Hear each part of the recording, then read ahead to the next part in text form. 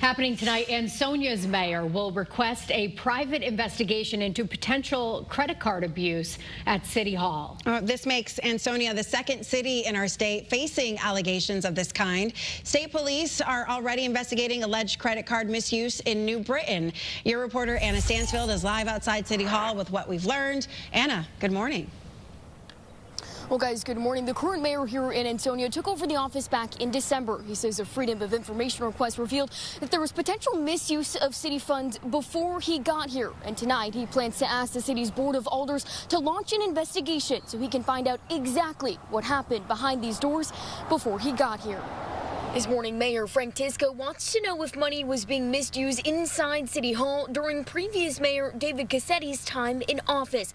That includes possible personal use of city credit cards, misuse of city vehicles and fuel purchases, along with possible misuse of City Hall for political activities during work hours. Tisco couldn't say much because of the active investigation, but in his letter to the Alders, he wrote, quote, "These allegations are serious. They involve potential misuse of public assets, possible violations of city policy, and possible violations of state law."